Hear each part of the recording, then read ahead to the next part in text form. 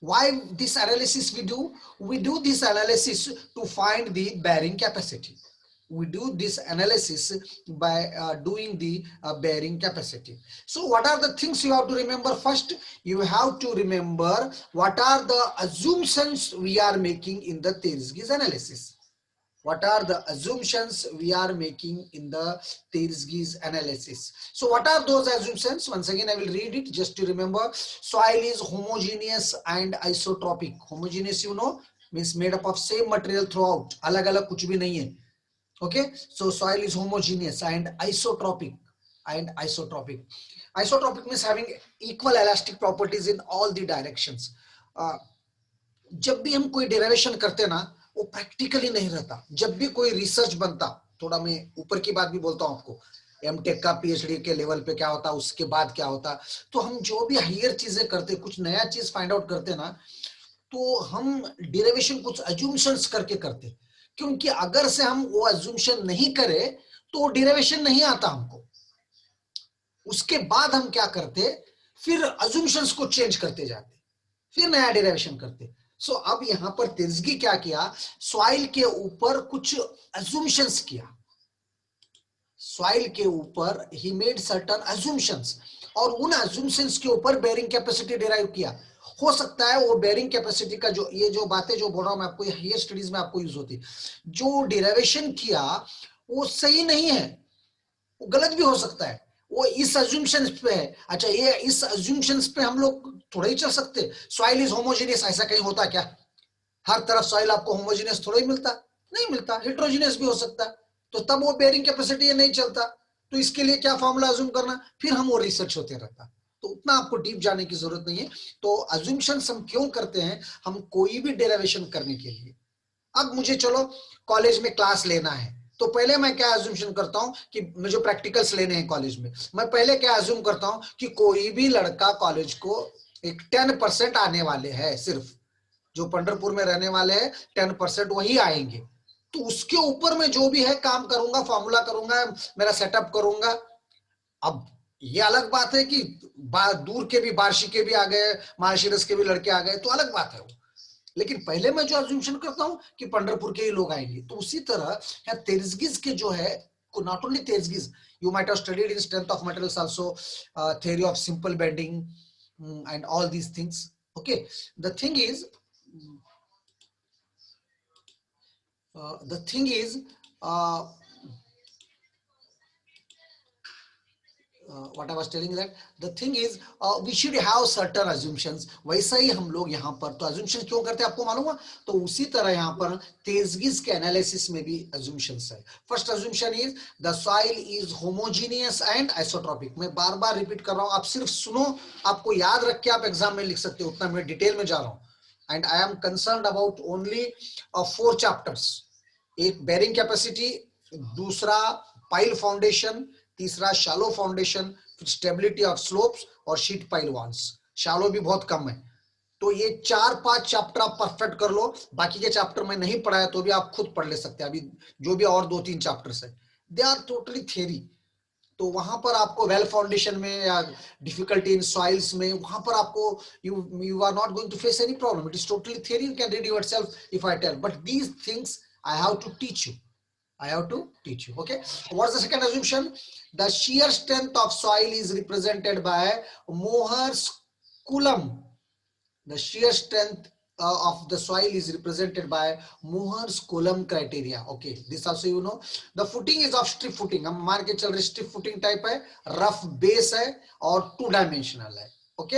हाँ, उसके बाद इलास्टिक जोन है स्ट्रेट बाउंड्रीज. जो शुरू में इलास्टिक बाउंड्री रहता है ट्रायंगल, उसके हम क्या मान, एक्चुअली स्ट्रेट नहीं रहते, लेकिन हम क्या मान के चलते, इलास्टिक जोन है स्ट्रेट बाउंड्रीज, और उसका जो एंगल रहता हॉरिजॉन्टल के साथ साई, वो किसके बराबर रहता, फाई के बराबर रहता. That is equal to phi. That is the assumption. Next assumption is failure zone is not extended about beyond the base of the footing. Base of the footing shear ये failure zone नहीं जाता. उसके बाद method of superposition is valid. Then passive pressure, जो अभी मैं आपको बताया था इससे पहले, passive pressure जो है, passive pressure force has 3 components. Passive pressure force में जो है 3 कंपोनेंट्स है, वो कौन कौन से है? पीपीसी, पी गामा और पीपीक्यू। तो मतलब पैसिव प्रेशर 3 पार्ट्स में डिराइव करे सो है। एक पैसिव प्रेशर कोहेजन की वजह से, एक पैसिव प्रेशर सरचार्ज की वजह से, और एक पैसिव प्रेशर शियर जोन के वेट की वजह से। एक पैसिव प्रेशर शियर जोन की वेट की वजह से। उसके बाद water table, effect of water table is neglected, but actually in the future class, in the whenever I take this topic, so when we consider the water table, how to find bearing capacity, वो भी आपको निकालना है, वो भी आपको निकालना है। Effect of water table is neglected. Footing carries concentric and vertical loads, not the UDL. It carries concentric loads, that also you should know. Footing and ground are horizontal, and the properties of the soil do not change during the shear failure. So these are the assumptions you have to make it. Generally book में 4 5 6 assumption है, मैं लेकिन 2-3 book ढूंढ के maximum assumptions I got it. Okay, so maximum assumptions I got it. Next thing was, what I told is limitations. This is also not that, this is applicable to shallow foundation, all these things you can read it yourself. Okay, and one more problem is you are not getting notes and videos yet, but we are in the starting stage. Today itself I will ask all the teachers to upload the videos and upload the links of notes, so it will be easier. Today itself I will do it. I will ask all the teachers were busy in some other works, some NAC works, all these things. So now we will upload the videos and notes also, you need not worry. Apart from this, some short books also I am having. If you come to college, you can get Xerox or write something. One book, very good book I am having. That also I will provide you, or I will get give notes of that book. We can do afterwards also. First you try to understand this one. Okay, so now in Terzki's analysis, assumption is over, limitations is over. This I did earlier. Okay, now coming to this analysis. अब Terzki's analysis है. So Terzki's analysis में first of all आपके mind में picture clear होना चाहिए, failure surface कैसा होता। Now you may ask, sir आपको कैसा पता चला कि ये फेल्यूर सरफेस ऐसा ही होता, ऐसा क्यों नहीं होता? तो याद रखो एग्जैक्टली ऐसा नहीं होता। जब ये फुटिंग होता है इलास्टिक जोन में एक स्ट्रेट नहीं आते, बट आगे पीछे होते हुए ट्रायंगुलर शेप का आता। But when we derive the things, what we make it triangular. एक रेगुलर फिगर आना उस टाइम में डिवाइड करते। तो whenever the footing is there, of course this is ground level which is above, जरा figure आपको क्लियर होने दो। फिगर क्लियर रहा तो आप, और बहुत सी चीजें इफ यू अगर से आप सुनेंगे अच्छी तरह मेरे क्लासेस, तो you can write yourself also. Okay, so now this is the ground level, और ग्राउंड लेवल के नीचे क्या रहता? This is the footing, this is the ground level and this is the footing. Of course footing है। एक और 2 minute time लेता हूं मैं आपको। एक इंपॉर्टेंट नोटिस है, कल क्या है, क्लासेस हम 9 बजे स्टार्ट करेंगे, 12 तक ही लेंगे, और 12 के बाद आपको टीपीओ से कोई कंपनी है उसका कुछ सिलेक्शन है, तो प्लीज सिलेक्शन होने, this I think this the first है आपके लिए टी के लिए, तो सभी लोग तैयार रहिए, और वो ऑनलाइन एग्जाम जो भी है, उनके जो भी एक्टिविटीज है उसको कंप्लीट कीजिए। Who knows that लक कभी भी फेवर कर सकता है, हर जगह आपको ट्राई करते रहना है। हो सकता है आपको कल ही कोई मतलब अपॉइंटमेंट ऑर्डर मिल जाए, या आपको ट्रेनिंग का चांस मिल जाए, व्हाटएवर इट इज। सो कल 12 बजे के बाद टीपीओ, उसके डिटेल्स मैं आपको भेजूंगा। I will be in touch with you, and remember TPO coordinator is Sonali Patil madam. Sonali Patil madam, SP Patil madam is the TPO coordinator. उनका भी फोन नंबर रख लो आप, उनके भी टच में रहो और मेरे भी टच में रहो। तो कल क्लासेस मैं 9 बजे स्टार्ट करके ऐसा एडजस्ट करूंगा कि 12 तक खत्म हो जाए, और उसके बाद टीपीओ का एक ड्राइव है, शायद कोई कंपनी है, डिटेल मैं आपको पता करके बताऊंगा। तो उस कंपनी के ड्राइव्स है, वो टी और बी दोनों लड़कों के लिए है। तो ऐसा नहीं कि ये कंपनी बेकार है, यहाँ क्या होता, मुझे ये नौकरी लेके क्या करना है। आपको सीनियर कोई बोलेगा कि अरे उसमें 8,000 देते, वहां काम बहुत लगाते, ऐसा मत सोचो आप। आपको ड्राइव इसीलिए अटेंड करना है कि आपकी पर्सनैलिटी डेवलपमेंट भी होते जाता। from now onwards, if you attend the interviews, if you write the online things, what the employers expect from you, this will come to you. No, आपको तभी पता चलता। आप please don't avoid it, whatever the conditions are there, whatever the things are there. Today I will try to, I mean, disclose the things in a group. Okay, so कल classes हम 2-3 classes सुबह लेंगे जल्दी, उसके बाद I will relieve you after 12 o'clock. 12 के बाद कोई क्लास कल नहीं होगा, 24 है ना कल, हाँ, तो उसके बाद आपको उसी में रहना है। ओके, ठीक है। Now coming to this one, regarding that in detail I will tell you. Now coming to this figure, Terzgi's analysis, तो ये ग्राउंड लेवल है, ये आपका फुटिंग है, फुटिंग फाउंडेशन के मतलब ग्राउंड लेवल के नीचे रहता, पता है ना, उसके ऊपर सुपरस्ट्रक्चर का लोड आता और उस सुपरस्ट्रक्चर क्या करता, नीचे के सॉइल पे इवनली डिस्ट्रीब्यूट करता। वो क्या करता, इवनली डिस्ट्रीब्यूट करता। Got it. So now this is the footing.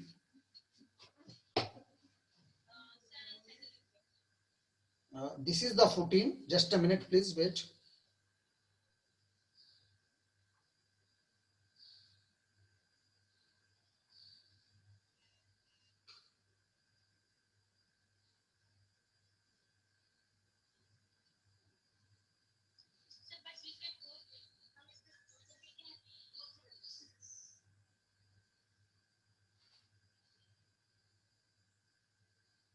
Just a minute, one call is there, I am attending.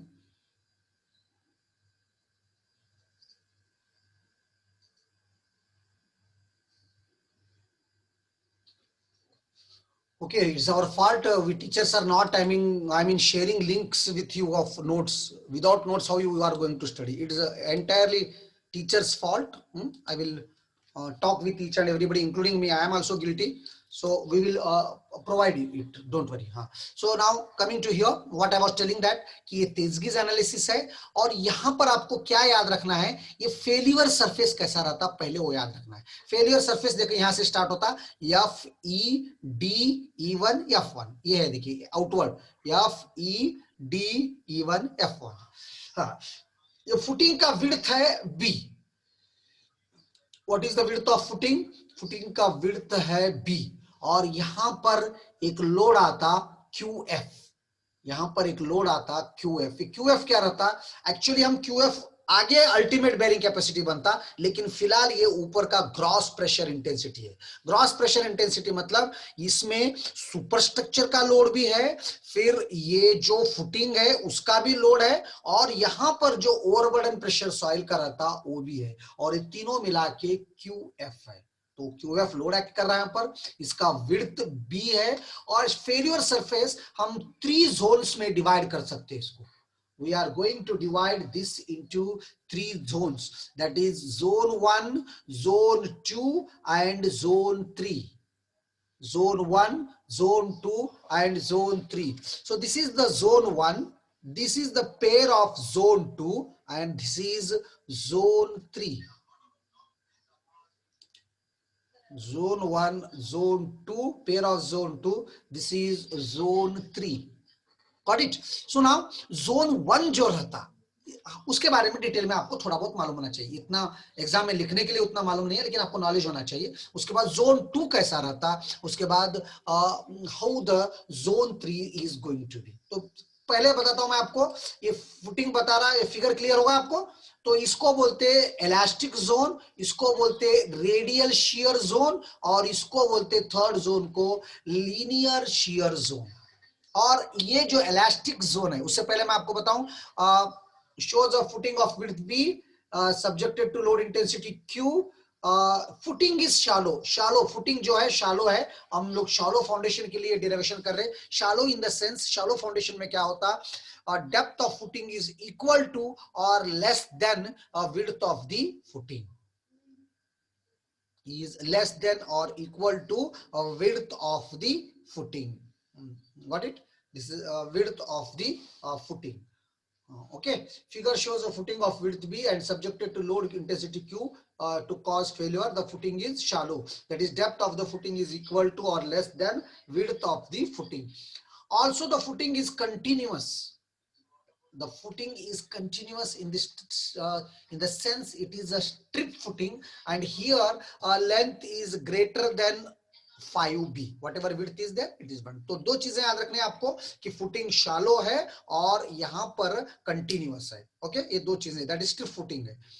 दो चीजें होने के बाद अब तो सबसे पहले क्या बनता है, जोन 1, जोन 2, जोन 3 बनता है. तो ये जोन 1 जो है दिस इज इलास्टिक जोन, और इसके जो ये बाउंड्रीज है डीए एंड डीबी ये स्ट्रेट रहते हैं, और ये हॉरिजॉन्टल के साथ जो एंगल बनाते, whatever the angles this straight boundaries will make with the horizontal, no, that angle is psi.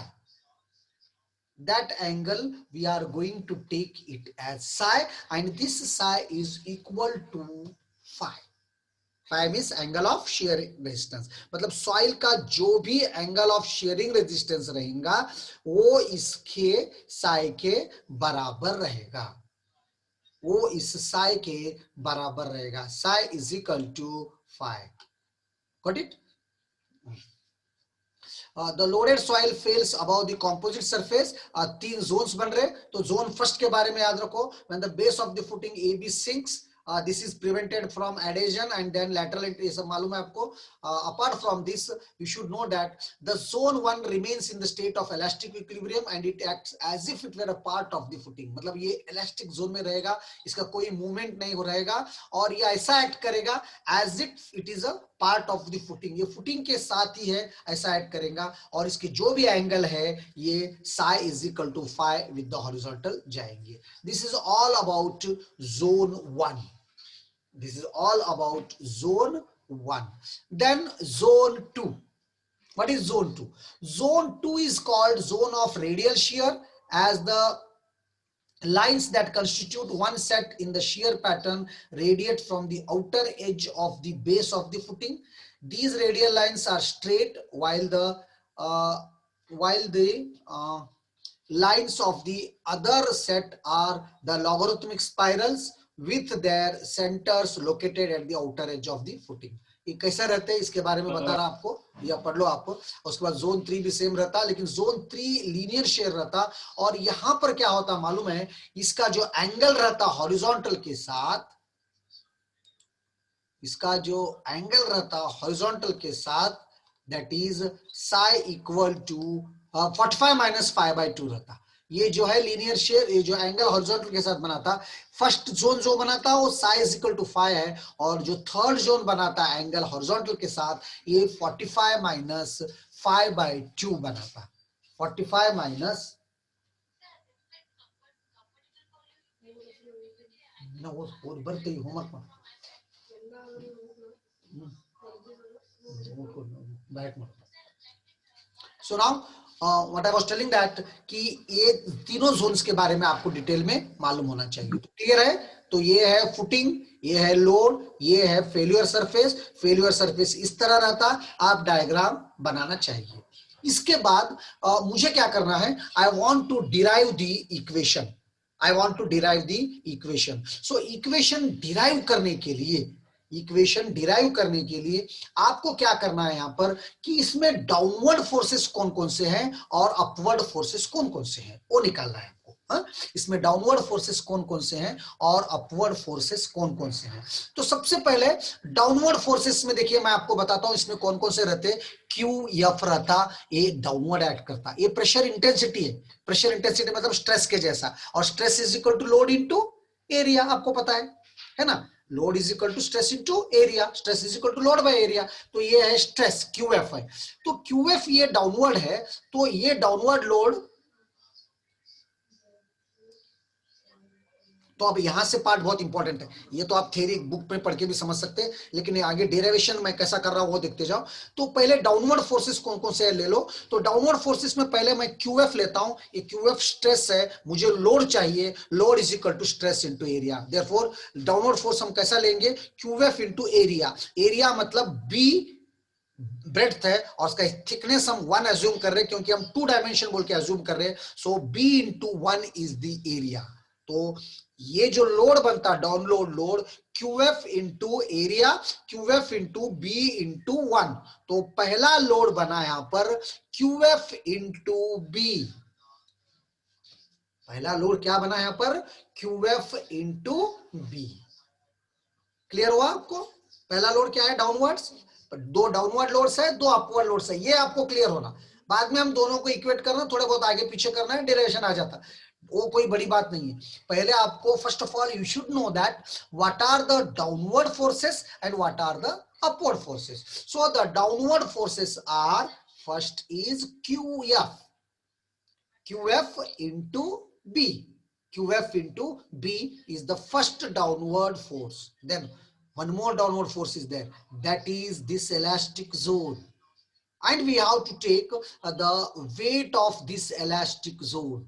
It is in elastic portion, so we have to take its weight. How to take its weight? तो यहाँ पर हमको इस soil का unit weight मालूम है, that is we know that what is the gamma here.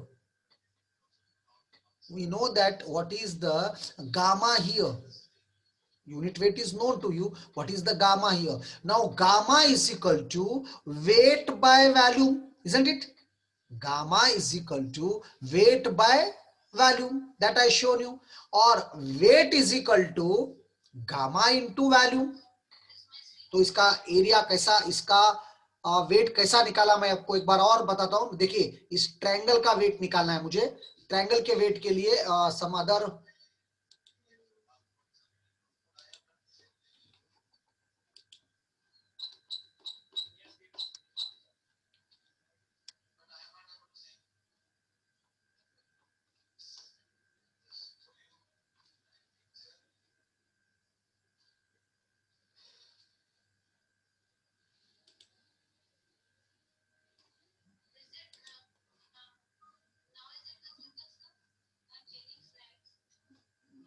It is gone, कल बताया था ना मैं आपको डिटेल में।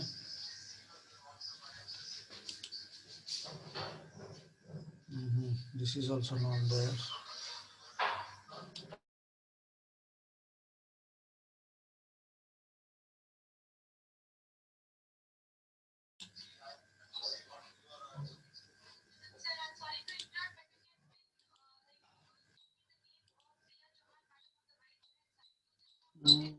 Where it is, just me, let me check it.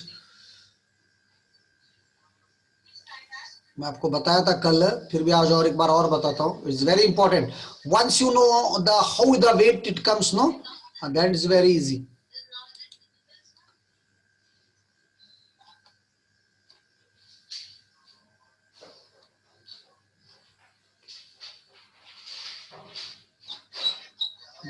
Where I lost it, I had to note down करना था।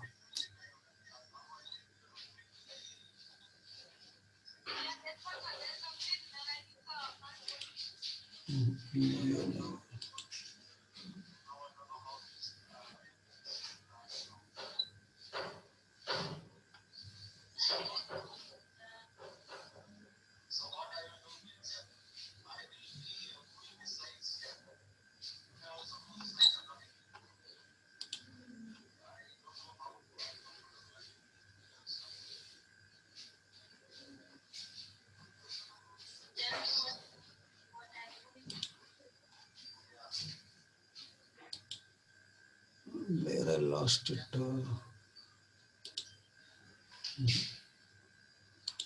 This is also.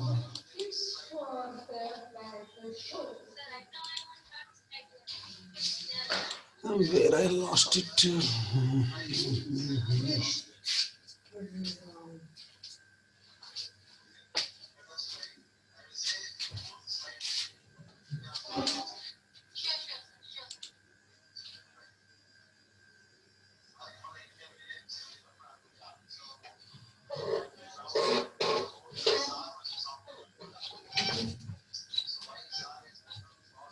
Anyway, I will search it here. This short back. So before that, I will explain the things what I am teaching now. Share the slides. वो भी गया, जो तो वो भी गया।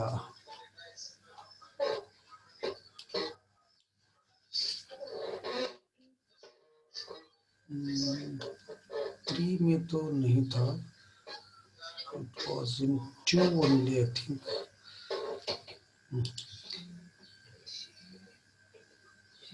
Anyway, I will search this. I will search and tell you how we found this, the weight of this zone. Weight of this zone. This is very important. इसका weight मैं कैसा निकाला था देखो, 1/4 gamma B square tan five.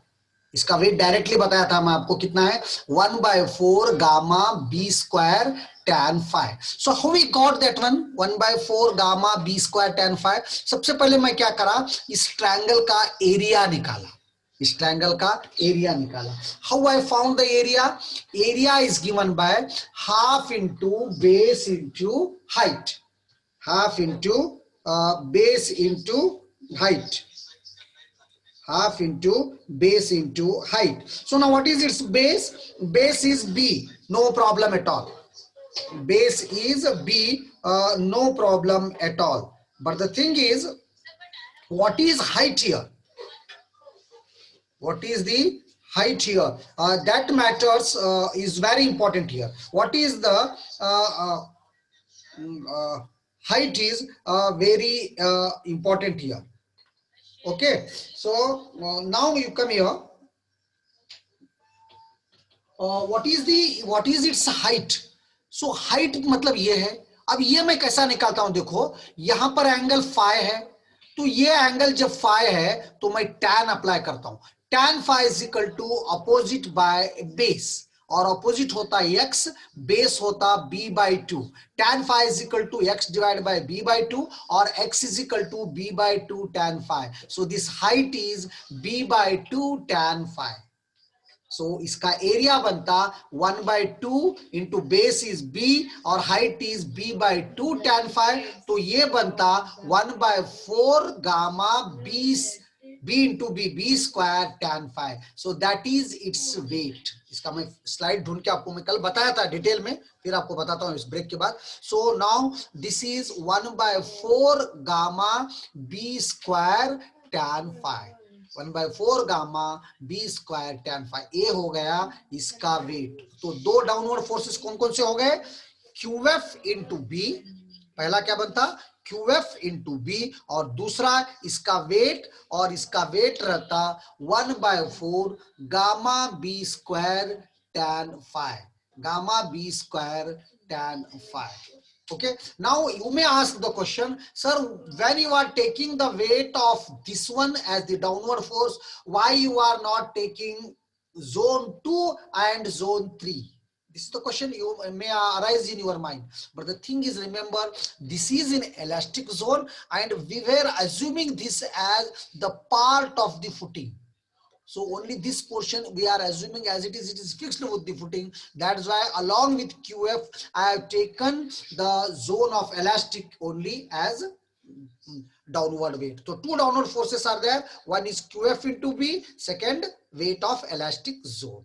Okay, इसके बाद break ले लो एक 5 मिनट का, और I will find that slide and I will take upward forces. ये दो downward forces हो गए. I will take upward forces, then I equate upward forces to downward forces, and I will derive the things. Got it? So two downward forces are there. One is QF into B, दूसरा 1/4 gamma B square tan phi. 1/4 gamma B square tan phi. 1/4 gamma B square tan phi. 1/4 gamma B square tan phi. 1/4 gamma B square tan phi.